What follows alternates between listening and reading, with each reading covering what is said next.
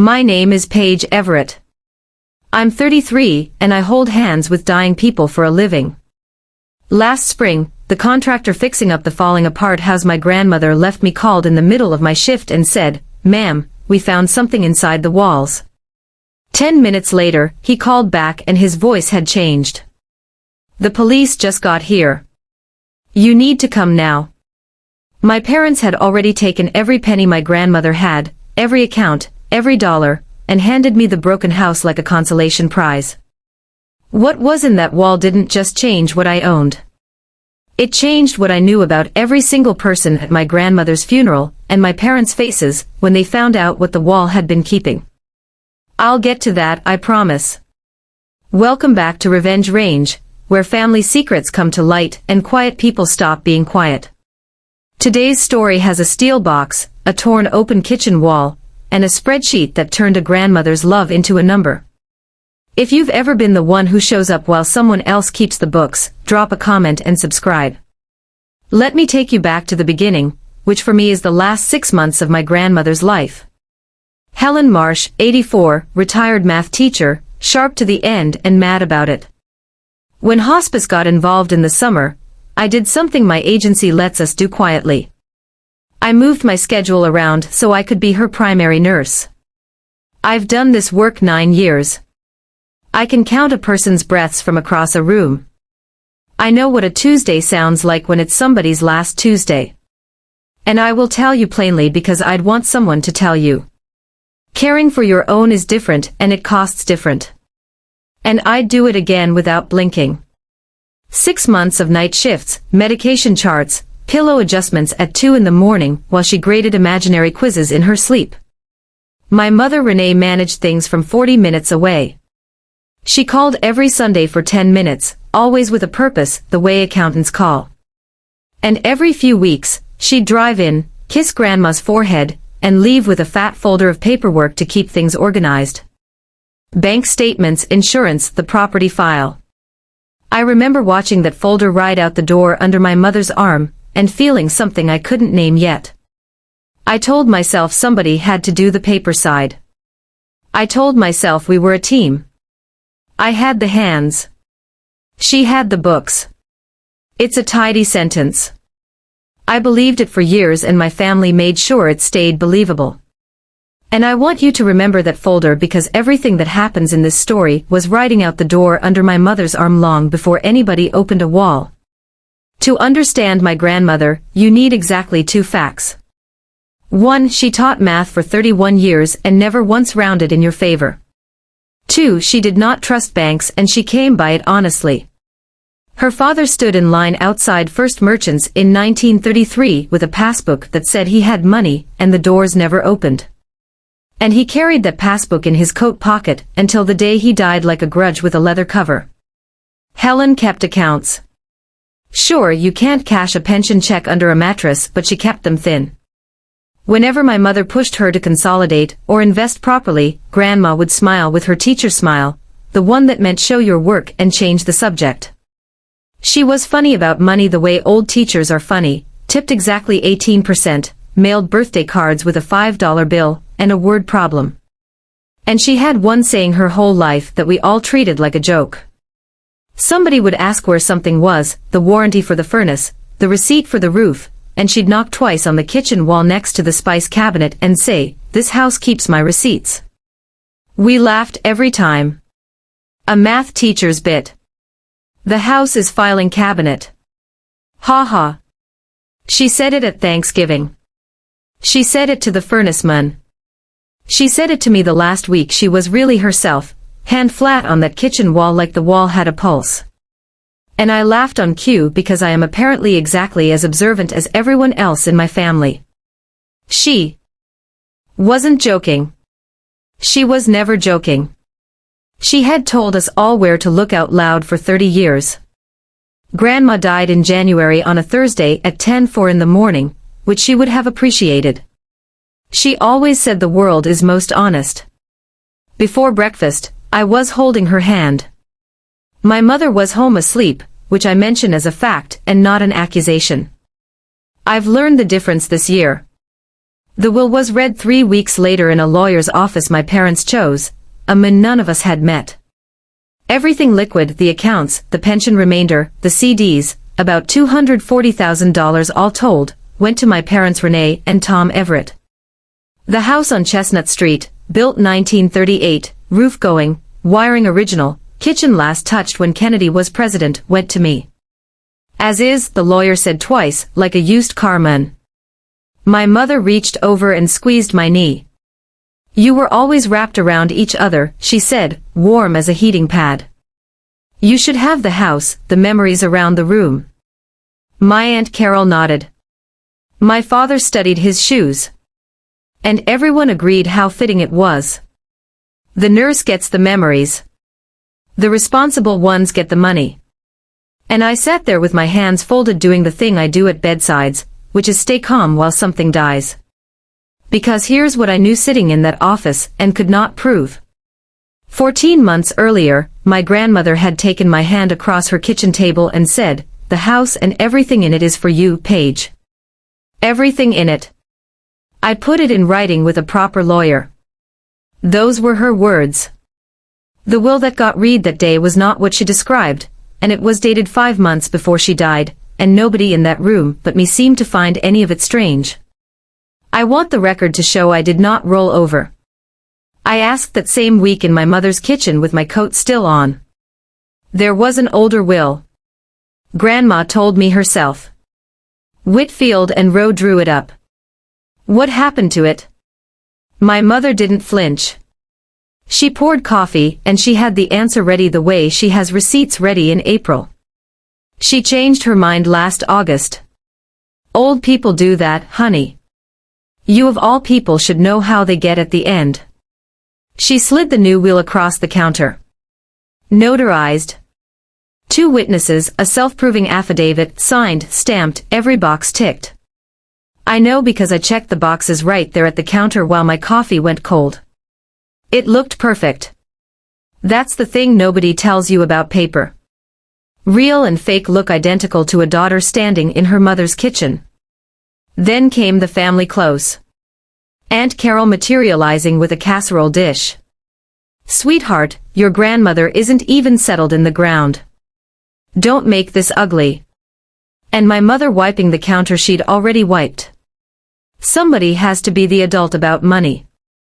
That sentence, underline it because it comes back. I went to a lawyer that month by myself.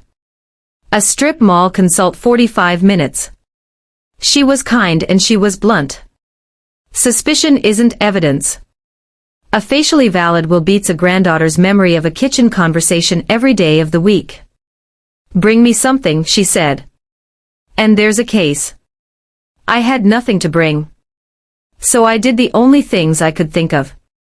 I wrote down every date while it was fresh. And I went home and put every birthday card Grandma ever sent me. Decades of that steady school teacher signature in a shoebox on the top shelf of my closet.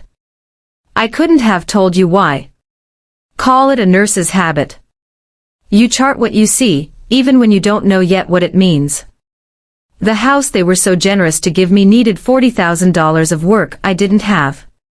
I had $18,000 in savings and a credit line I'd been keeping for emergencies.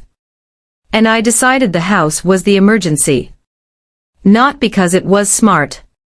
My apartment is fine, 8 minutes away, but because every contractor who walked through wanted to gut her kitchen down to the studs and haul it away in a dumpster, and I couldn't breathe when they said it. Then Gil and Rusk came out. 66, hands like a bag of hammers. A carpenter now but a county deputy for 20 years before that. Half the town's porches were rebuilt. By him. And the other half were arrested by him. Is the joke. He walked the house slow, touched the door frames the way you'd touch an old friend's shoulder, and at the kitchen he stopped and stood a minute with his cap off. Turns out he knew my grandmother. Danced with her at the Grange Hall back in the 90s after his wife passed, and before Helen decided she was done with all that. She could waltz, he said, which from Gil is a eulogy. He was the only bid that saved the kitchen. Roof first, wiring second, then we open up the water-damaged walls and see what we see. I hired him on the spot. He was loading his tape measure into the truck when he said the thing I'd file away and take out later over and over. Funny, he said. Helen had me reinforce a cavity behind that spice cabinet. Must have been 96. Bracing plywood, the works. Never did ask her what it was for. He drove off. I stood in the yard with the porch light on, and that little hook sitting in my chest. For a week, the renovation was the best thing in my life. I'd come off night shift, drive over with 2 coffees, and watch the house get honest. Tarps coming off the roof, old wiring coming out in brittle gray ropes. Gil worked with the radio on and didn't feel silence, which if you do my job, is the whole friendship. Around town, the family version of events had settled in like weather. Aunt Carol told the church ladies how lucky I was that my mother had handled everything, all that paperwork. And the church ladies told me approvingly at the pharmacy in the produce aisle like I'd won something. I smiled. You'd be amazed what I can smile through. It's a clinical skill. Thursday, I was on shift mid-afternoon charting meds at the kitchen table of a patient out on Route 9 when my phone buzzed. Gil, he doesn't call. He texts short and blunt, no punctuation. I stepped onto the porch and answered. His voice was careful, the way men his age get careful when a thing has stopped being a joke. Ma'am, he'd never once called me ma'am. We found something inside the walls behind the spice cabinet. You're going to want to see this. I asked what it was. He was quiet a second. Not on the phone, he said and hung up. And I stood there on a stranger's porch with my heart doing a rhythm I chart on other people. I made it to my car. I had the key in the ignition when the phone rang again. Same name on the screen, 10 minutes flat between calls. The police just got here, Gil said. You need to come now. There was a patrol car in my grandmother's driveway and the kitchen wall was open like a surgery. Laugh and plaster peeled back. 1938 studs bare to the room, and behind where the spice cabinet had hung for my entire life, a cavity, braced, plywood-lined, built to hold weight. Inside it sat a steel box the size of a milk crate, welded handles, olive drab paint gone chalky. It took Gil and a young officer both to bring it down to the floor. My first reaction, and I say this as a woman who was about to be very invested in that box. I was angry about the wall. Then Gil took off his cap and explained why half the county was in my kitchen. I was a deputy 20 years, Paige. A box like this turns up in a house that just went through an estate. You don't pop it open with a crowbar and hope everybody stays honest. You call it in. Photographs, inventory, chain of custody, everything documented with a badge standing there. He looked almost apologetic. It's not that I don't trust you. It's that someday somebody in a courtroom is going to ask who touched this box and when. And I wanted the answer to be boring. I have thought about that sentence for months. He was protecting me before I knew I'd need protecting. Quick pause because this matters. If you've ever been the one who shows up, the hands, not the books, while somebody else in the family kept all the paperwork, I need you to tell me about it in the comments. I thought it was just my family. This year taught me it's practically a national tradition. They opened the box on the kitchen floor on a moving blanket with the officer narrating for his body camera like a surgeon dictating. Gold eagles in coin tubes stacked like rolls of quarters from a dream. Older coins in oiled paper wrapped the way you'd wrap Christmas ornaments. A brick of U.S. savings bonds with rubber bands gone crumbly.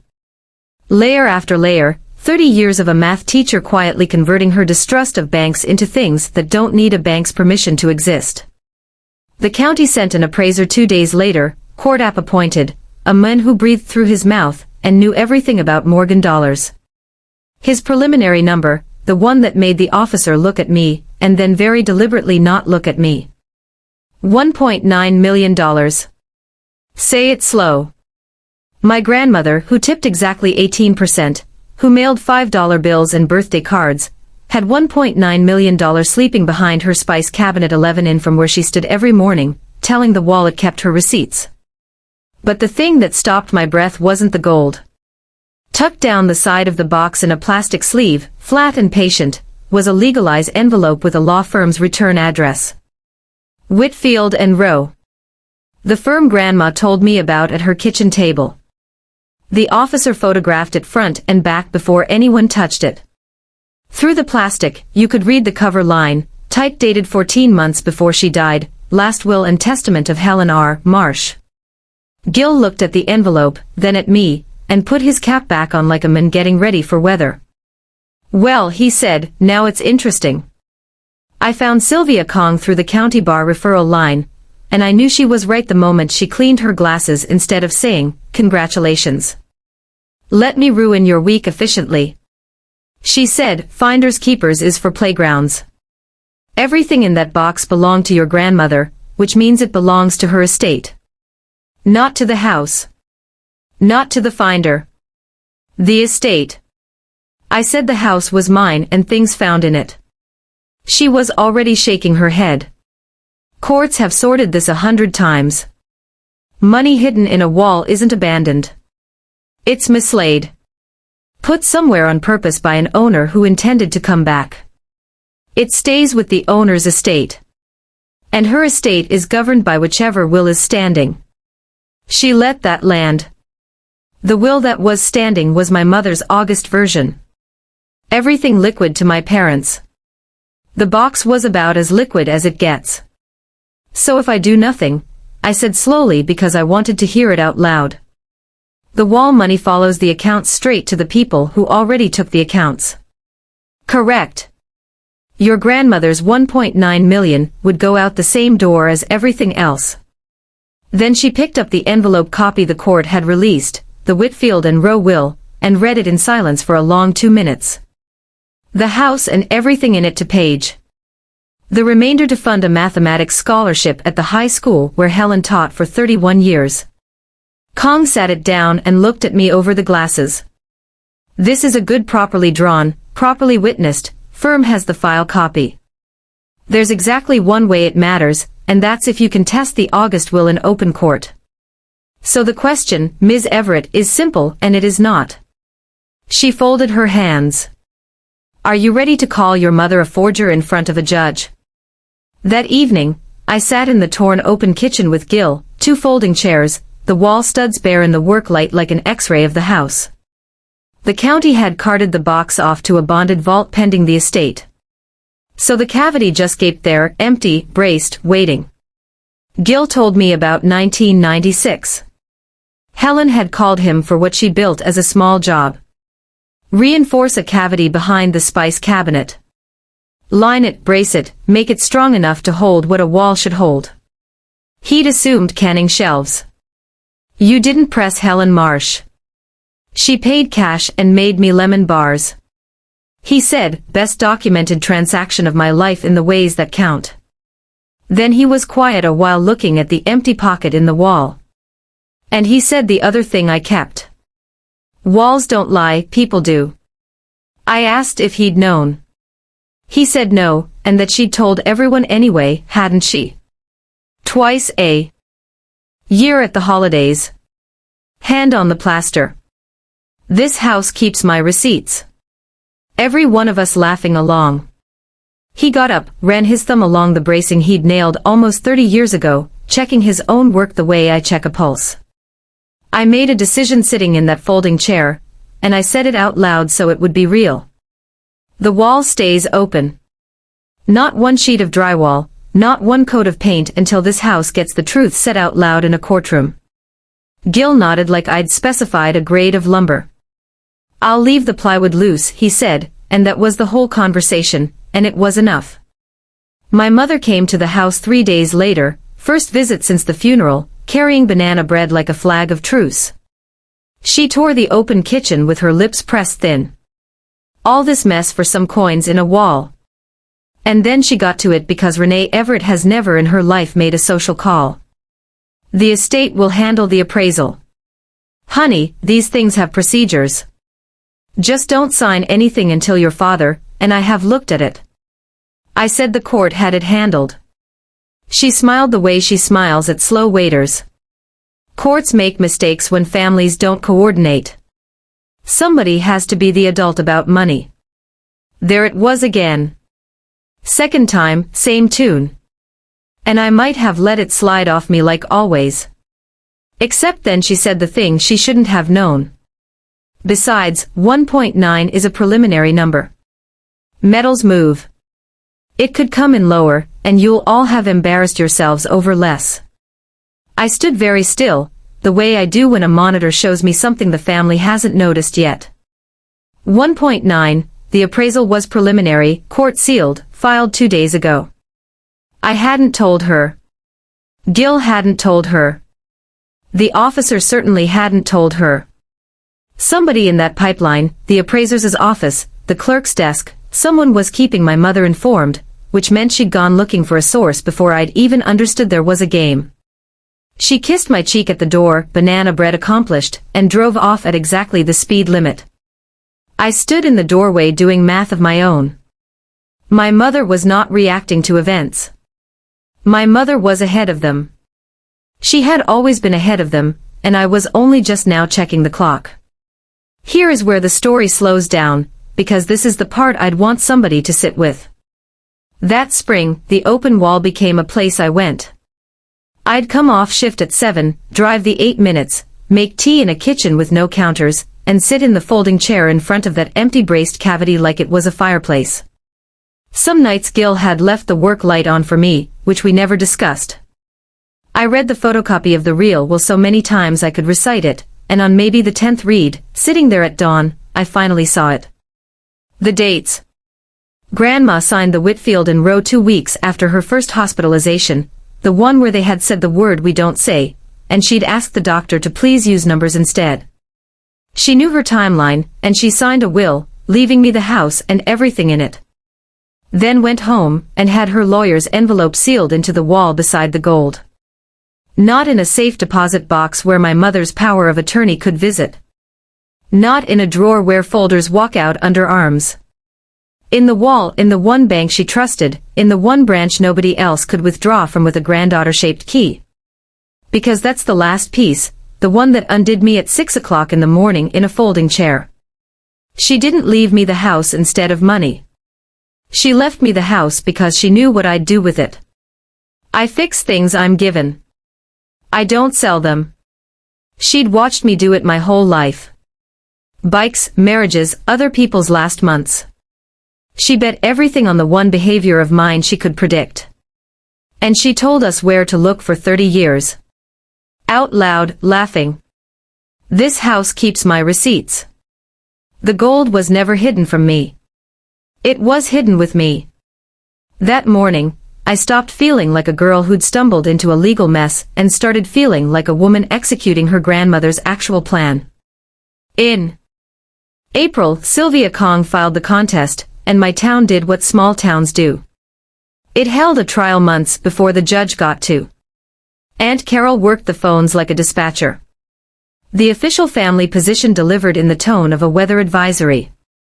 Paige is suing her own mother before the grave has grass on it over coins because a nurse got attached. The church flower committee, which had sent arrangements to my hospice patients for years, quietly stopped confirming orders with me. 2 women I'd known since crossed the street outside the pharmacy, actually crossed, coordinated as synchronized swimmers, and the sentence came back to me third hand the way boomerangs do. My mother on the phone tree, patient and wounded. I don't blame Paige. I blame the money. But somebody has to be the adult about it. Third time. It sounds so reasonable, doesn't it? That's the engineering of it. It casts her as the grown-up and me as the child having a feeling. And it worked on people who'd known me my whole life because they'd also spent my whole life watching my mother handle everything. That's what 15 years of holding the folders buys you. The benefit of the doubt. Wholesale. What I want you to notice is what she never said, not once, to anyone. She never said the August will was real. She said, don't make waves. She said, be the adult. She said, think of the family. There is a species of sentence that defends the teller without ever touching the facts, and once you learn its call, you hear it everywhere. I heard it every day that spring. I kept my head down, worked my shifts, and drank my tea in front of the open wall, which never once asked me to be reasonable. I found the spreadsheet in May, and I need to be fair while I tell you about it, because it's the closest I ever came to understanding my mother.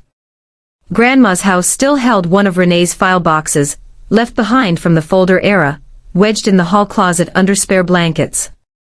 Inside between insurance summaries was a printed workbook, cells gridded tight. My mother's handwriting in the margins. The header said reimbursement 2009 to 2024. It was 15 years of my mother's life converted. Every DMV run for Grandma logged with mileage. Every tax season for the whole family billed at an hourly rate she'd assigned herself, adjusted annually for inflation, which is the most Renee detail in this entire story. Grandpa's stroke year, the year she quit her firm at 49, mid-partner track to run his care and everyone's paperwork. That year alone ran 40 pages. At the bottom, circled in red pen, a total $612,000. My mother did not believe she was stealing. I sat on the floor of the hall closet and understood that with my whole body. In her ledger, she'd been running an unpaid invoice for 15 years. And Grandma's estate wasn't theft. It was collections. She gave up the partner track. Her pension is thin. Dad's back surgeries ate their savings. All of it true. All of it in the cells. All of it real. For about 4 minutes, I cried for her in a closet. Then I turned to the last page below the red circle in fresher ink dated the day after that box came out of my grandmother's wall. A new line item neat as a hospital chart. Wall find TBD one day. That's all it took her to hear about a box in a wall and open the workbook. I stopped crying. I photographed every page twice and put the box back exactly where I found it. Discovery in a lawsuit is where paper stops being polite. Sylvia Kong subpoenaed the file copy from Whitfield and Rowe, and the drafting attorney turned out to be very much alive, very much annoyed, and blessed with total recall. He remembered my grandmother the way you remember good weather. She brought peppermints. He told Kong on the record insisted on reading every clause aloud. Corrected my comma usage. His firm's copy matched the wall copy line for line. Executed 14 months before her death, 2 disinterested witnesses from his own office. Everything gift wrapped. And then he said, the thing that reorganized my month, a will that clean doesn't just lose to a later one automatically. But a later valid will does revoke an earlier one. That's the whole ball aim. If the August will was real, Grandma had changed her mind, and I'd get my memories after all. Everything, the gold, the scholarship, the house money, my grandmother's actual last word, came down to one question with a date on it. August 14th, the day the new will was allegedly signed at my parents' kitchen table before 2 witnesses, my grandmother, allegedly present, upright, and of sound mind. Kong wrote the date on her legal pad and drew a box around it. And I watched her do it with a feeling I get sometimes at work at 3 in the morning when a chart and a patient stop matching each other. I already knew what August looked like. I had lived August in 12-hour shifts. But knowing something and proving it are different licenses, and the proof was going to have to come from the worst place I had. Kong looked up. Where was Helen on August 14th, page? I said I'd need a subpoena to answer that properly. She smiled for the first time all day. Then let's get you one. The records came through the front door, the legal way. My AY's counsel, a proper subpoena, HIPAA boxes checked, because a nurse who peeks at charts without one loses the license she's trying to defend. 2 weeks later, Kong spread the August file across her conference table, and there it was in the world's most boring font. August 14th, palliative performance scale 30%. Fever spiking through the afternoon, morphine adjusted twice by phone order, intake, SIPs, and the shift note 0-200 in the flat. Pros were trained to write. Patient minimally responsive, most of shift repositioned for comfort. Family not present. The nurse of record signed at the bottom of the page in handwriting. I'd know anywhere because it's mine. P. Everett IRN. I was there. Of course I was there. I was always there. The night my grandmother was supposedly 40 minutes away at my parents' kitchen table, sitting upright before a notary and 2 witnesses, executing a 2-page will with a steady hand. She was in her bed on Chestnut Street, running a fever, and I was the one wiping her down and counting her breaths and charting it all in real time, hour by hour, with no idea I was writing the most important document of my life. Kong went very quiet, the good kind. This is the case, she said. The whole case. A dying woman cannot be in 2 places, and one of the places kept minutes. Then she looked at me the way lawyers look when the next sentence has a bill attached. You understand what this means. It's your chart. You're the witness. You'll have to read it out loud in open court in front of your mother. That night, every line of it. I looked at my own signature until it blurred. Somewhere in me, a door I'd kept politely closed my whole life came off its hinges. Dr. Arthur Bell examines documents for a living and talks about handwriting the way some lawyers talk about rain. Kong sent him the August will and my shoebox, decades of birthday cards, cancelled checks Grandma had mailed, a grade book from 1989 that the school had never thrown out. 30 years of Helen Marsh's real hand, the school teacher signature that never rounded in anyone's favor. His report took 3 weeks, and I will spare you the microscopy. But the heart of it fit in 2 sentences. A genuine tremor, he wrote, is irregular. It wanders. It hesitates. It recovers because it comes from a failing body doing its best. The tremor in the August signature was rhythmic, even decorative. A healthy hand performing what it imagined shakiness looked like, pressing down with a confidence no 84-year-old at 30% had any business owning. Probable forgery rendered in the cautious dialect experts use under oath, which Kong translated for me over the phone. He'll hold up beautifully. So we had the timeline and we had the hand. What we didn't have yet was a crack in the 2 witnesses, the friends of my mother, who'd signed under oath that they watched Helen execute that will at a kitchen table she never sat at. Kong mailed each of them a letter, the polite legal kind that reads like an invitation and lands like a subpoena, laying out in numbered paragraphs what the hospice records showed, and what perjury runs in this state. Then we watched. Within 8 days one of them had done nothing. The other one, a woman from my mother's Tuesday Bridge Club, hired her own lawyer before the week was out. Kong read that development the way I read a monitor. That one, she said, is about to remember things differently. The bridge partner folded on a Tuesday, fittingly. Through her new lawyer came a corrected statement, sworn. She had signed a paper at Renee's kitchen table last August, believing it to be, and she was told it was a health care power of attorney needing witnesses. Helen Marsh was not present. She never saw Helen sign anything. She'd trusted Renee because everyone trusted Renee because trusting Renee was the family religion, and half the town attended. The self-proving affidavit cracked with her since her notarized oath was one of its legs. Kong allowed herself one nod, which for Kong is champagne. And then, because pressure has to go somewhere, the other side changed weapons. A new filing arrived that stopped pretending the August will needed defending, and went after me instead. Undue influence. Their theory typed up in Respectable Times New Roman, a hospice nurse embedded in the household, isolated a dying woman, poisoned her against her own daughter, and engineered the earlier will, the real one, in her own favor. 14 months before the death, the nurse gets the house, ladies and gentlemen. Follow the money. It was clever the way a knife is clever. Every fact I was proudest of. The 6 months, the night shifts, the closeness flipped over and relabeled as grooming. My competence became access. My presence became pressure. My grandmother's trust in me became the thing I'd allegedly manufactured.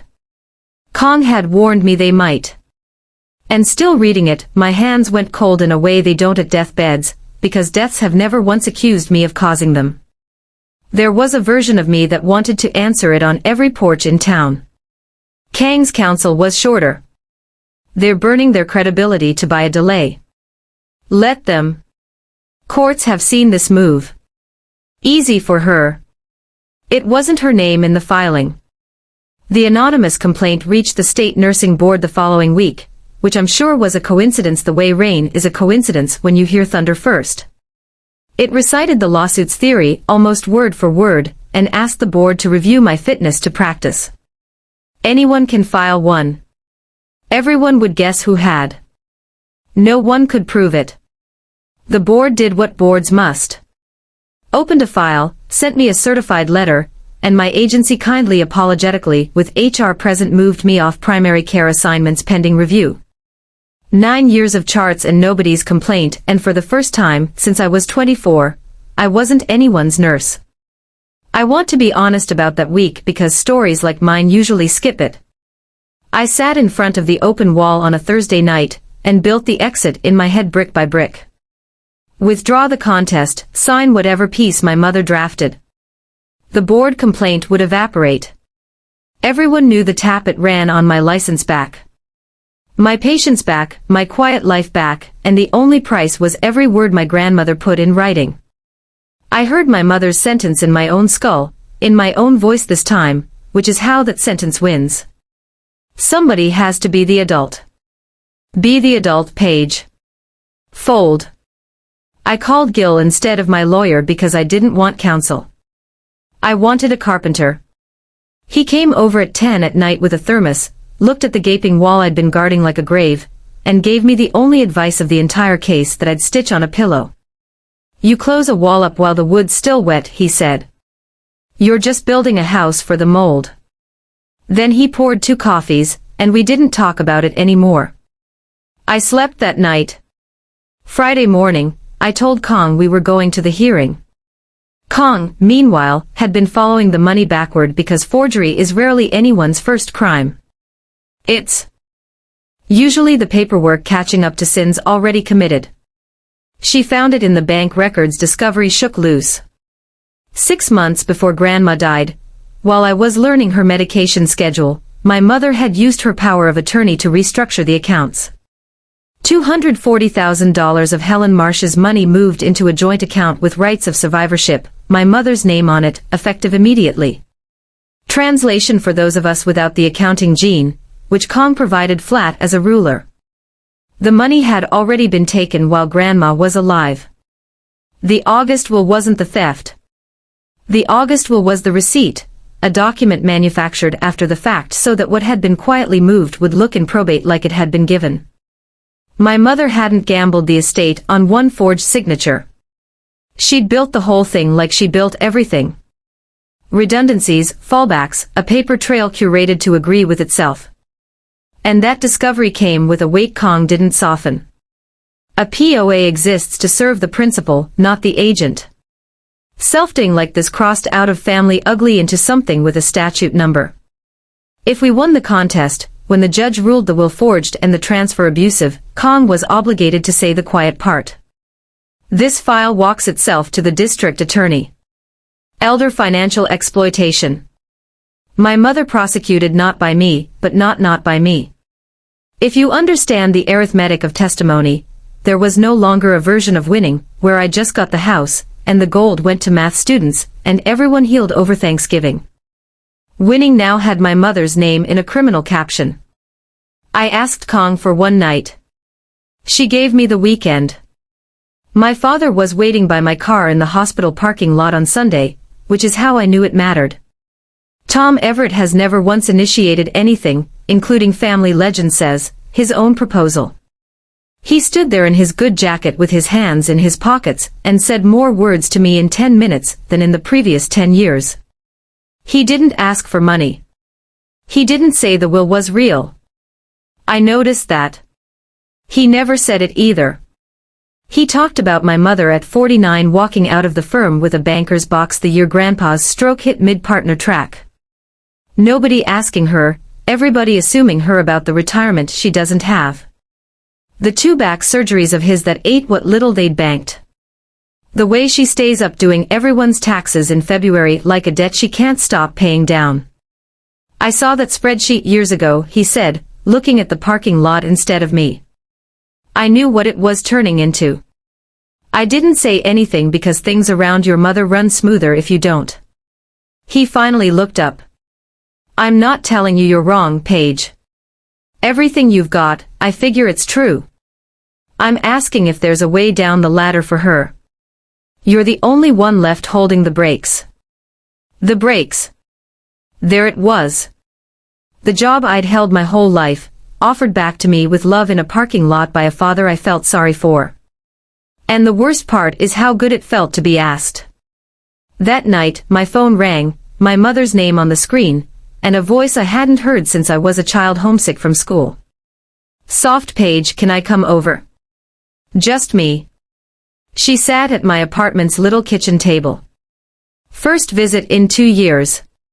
Hands folded on a manila envelope she'd carried in like a covered dish. No banana bread this time. She looked tired in a way makeup doesn't fix. And she made her offer the way she'd have presented year-end numbers to a client she liked. Clean, sequenced, no wasted motion.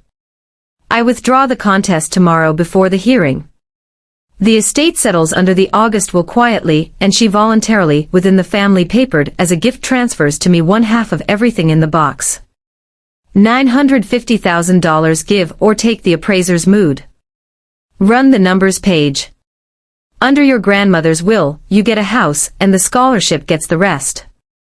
This way you get the house and more money than that will ever would have handed you. The board complaint goes away. Nobody sits in a courtroom. Nobody.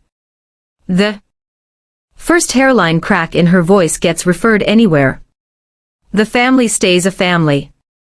And here is the confession that keeps this story honest. The math was right. She wasn't lying. And she wasn't even wrong. Not on the spreadsheet. Withdraw. And I'd walk away richer than winning would make me my license safe, my Sundays returnable. Fight. And the scholarship might get funded while I paid Kong and lost a mother. She watched me do the arithmetic. She'd always been able to see numbers move behind my face, and for a moment neither of us said anything, and the refrigerator hummed like a held breath. Then she stood, smoothed her coat, and set the envelope by my teacup, unopened. Patient the way a trap is patient. You don't have to decide this second, my mother said, already at the door. Quarts at 9. Anything before 9, honey. And this never happened. The door clicked. I sat there a long time with 2 documents in reach. Her envelope and the photocopy of a will that a dying math teacher sealed into a wall because she trusted it to hold what a wall should hold. I lasted 90 minutes. Then I drove the 40 minutes to my parents' house with the envelope on the passenger seat unopened because some things you have to hand back with your own hands. My mother answered the door in her robe and something in her face lifted when she saw the envelope. She thought I'd come to negotiate. I stood on the porch. I didn't go in. One question, Mom. Your spreadsheet. 15 years. Every mile, every hour, all of it priced. She didn't even flinch that I'd seen it. On some level, I think she was proud. Then answer me this. Grandma's last 6 months. Who changed her sheets at 2 in the morning? Who held her when the fever talked? Where's that line, Mom? What's my number? And my mother. And I want you to hear that she said this gently, like a teacher helping me find the answer. Said, that's different, Paige. That's what you're good at. Everyone contributes what they have. There it was. The whole religion in one verse. Her hours were an invoice. Mine were a donation. Money was contribution. Care was just personality. I put the envelope in her hands, and I felt strangely calm. The way I feel at 4 in the morning when the numbers finally stop arguing with the patient. Tomorrow at 9 o'clock, Mom, I'll be the one under oath. I was in the car before she found a sentence.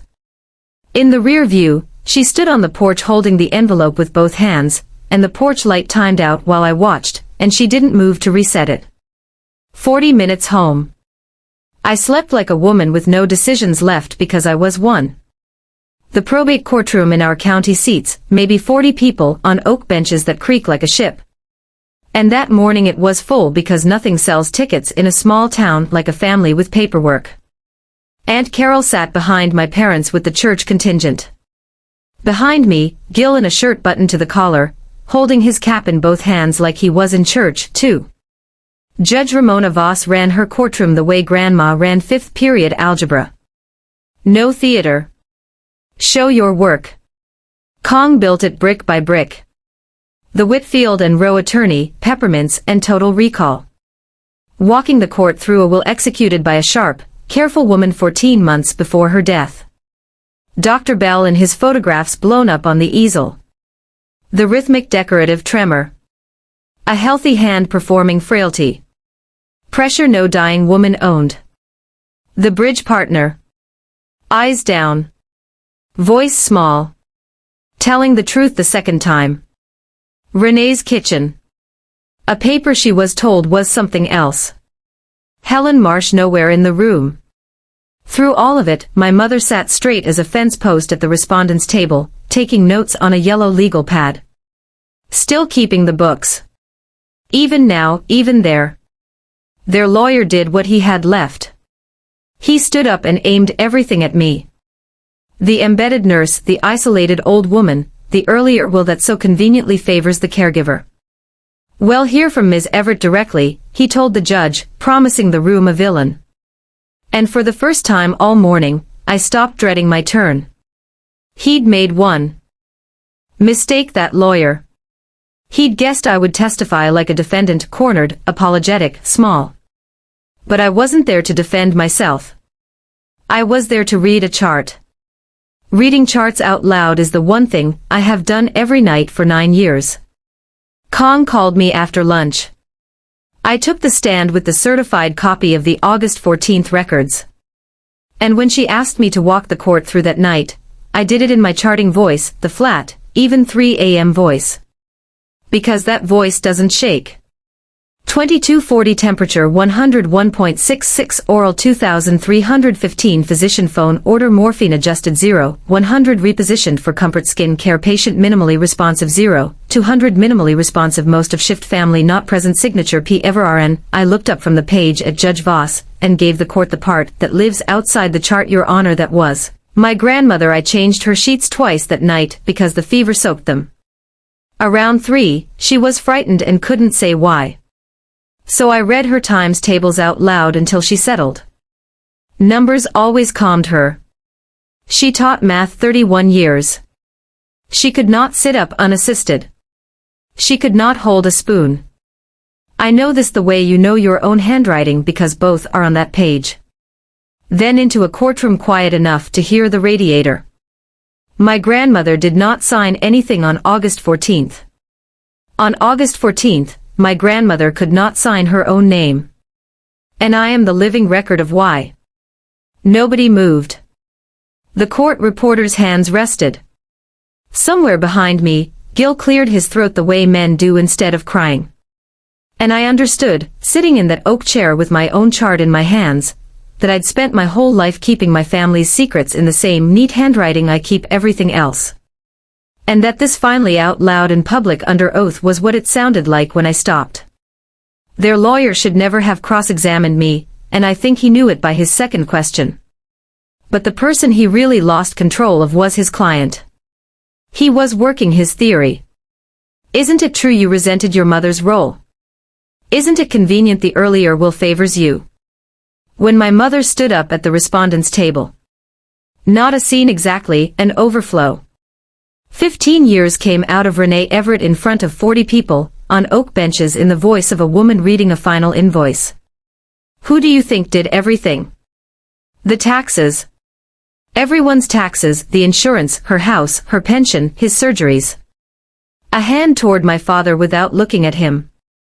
15 years and not one person in this family ever asked what it cost me. She holds a dying woman's hand for 6 months, and she's a saint. I carry this entire family for 15 years, and I sit in this room accused of forgery. She was shaking. The legal pad had fallen. Somebody had to be the adult about the money. Somebody always has to be, and it is always me. The judge let her finish, which I've since decided was mercy and strategy at once, because nothing Kong could have engineered indicted the August will like my mother, explaining unprompted in open court why she was owed. Their lawyer sat her down with a hand on her arm. Too late. Kong rose for one final witness.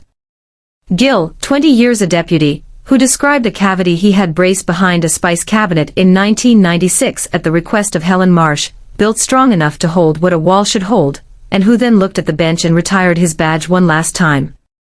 Walls don't lie, Your Honor. People do.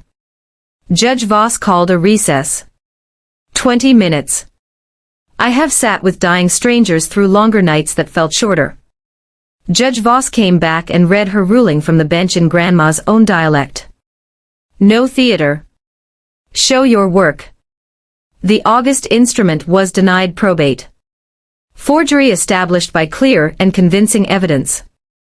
The timeline in the hospice record. The examiner's findings. The recanted witness. The Whitfield and Rowe will of the previous June was admitted as the true last will of Helen R. Marsh. The joint account transfer executed under power of attorney was voided as self-deing. $240,000 to be restored to the estate. And then the sentence that made the room inhale, the court was referring the record to the district attorney's office for review. Gavel that simply, it was over and not over at all. I want to be precise about what the climax of my story actually was because it wasn't the gavel. It was the hallway. Marble floor, tall windows, my mother standing with her coat over her arm, and the yellow legal pad still in her hand, because she will die holding a ledger. She stopped in front of me. Everyone else flowed around us like water around two stones. I gave you a way out, she said, quiet, almost kind. $950,000 and your license and your family, and you chose this. And I looked at my mother, at the woman who taught me to balance a checkbook at 9 years old, who quit her own life at 49, and never forgave any of us for letting her. And I gave her the only line I'd rehearsed. Being the adult was never about the money, Mom. Then I said the rest out loud, so I could never pretend I hadn't chosen it with my eyes open. I know what this costs. I know where that referral goes. I know Thanksgiving is over. I'd sign it all again before 9. She looked at me for a long moment, and for one breath I saw something underneath the accounting. Grief maybe, or its invoice. And then it closed and she turned and her footsteps went down that marble hall with the same unhurried arithmetic as everything else she has ever done. Nobody followed anybody. Gil drove me home, and we didn't talk. And when we passed Chestnut Street, he slowed down without asking and let the house look at me. Roof new, wiring safe, kitchen wall still open, still waiting the way I'd promised it. Tomorrow, I said. He nodded like I'd specified a grade of lumber.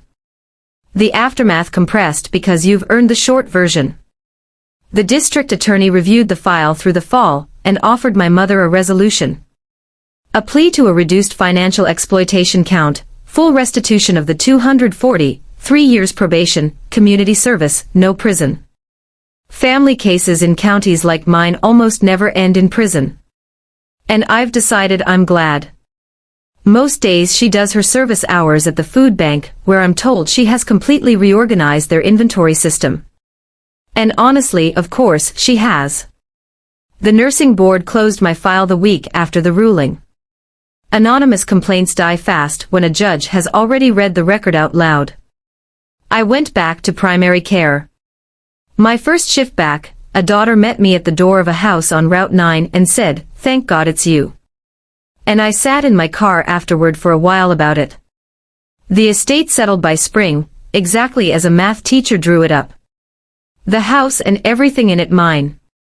The remainder, the gold, the coins, the restored accounts, 1.9 million and change after the appraisers moved into the Helen Marsh Mathematics Fund at the high school. The first scholarship went to a girl who wants to teach, which would have made Grandma knock twice on the nearest wall. Gil got paid in full, plus lemon bars I baked from Grandma's card, which he ate standing up in the kitchen like a verdict. What's left of my family? Plainly. My father calls on the first Sunday of every month and talks about weather and the Steelers, and it's stiff and it's something. And at 61, he is learning to dial a phone number his wife didn't hand him. He's still with her. I understand it. Loyalty was never his shortage, only direction. Aunt Carol tells her version at the church coffee hour, and half the town believes hers, and half believes the transcript, and both halves buy their stamps at the same post office because that's what a town is. My mother has not spoken to me since the hallway. Once in November, a package arrived with my father's handwriting on the label, but her taste in tissue paper. The shoebox of birthday cards I'd lent the document examiner. Every card Grandma ever sent me returned without a note. I've decided to believe the tissue paper was the note. The big machine we grew up inside, the one that prices hours and calls it responsibility, is still running at somebody's kitchen table somewhere tonight in every town. It's just not running at mine. On my table, there's a teapot and a wall calendar and no ledgers at all. Gil closed the kitchen wall on a Saturday in April, 1 year almost to the day after he'd opened it. New stud sistered to the 1938 ones. Fresh plaster, the smell of wet lime, and possibility. Before the last panel went in, I put 2 things into Grandma's cavity, into the little bank he'd built her 30 years ago. A photocopy of the True Will of Helen R. Marsh and the thank you card from the first scholarship kid, the girl who wants to teach. Gil held the panel and looked at me over his glasses. Anything else? I knocked twice on the stud, the way Grandma used to knock on the plaster. This house keeps my receipts, I said. He nodded, set the panel, and drove the first screw. The empty steel box sits up on the mantel now, lid open like a bell that has already been rung. If you keep one line from my story, keep this one. Silence isn't loyalty. It's just interest compounding on a debt somebody else ran up in your name. A wall torn open, a steel box with a will inside. A spreadsheet that turned my grandmother's love into a number. And a night shift chart that turned it back. That's what it took for me to learn that the one who shows up doesn't owe anybody quiet. If you're the one who shows up in your family, the hands, not the books. Your hands are the receipt. Keep them clean and keep them open. Tell me your story in the comments. I read everyone, usually at 3 in the morning, which is when the world is most honest. And subscribe to Revenge Range because somewhere out there, another wall is holding its breath.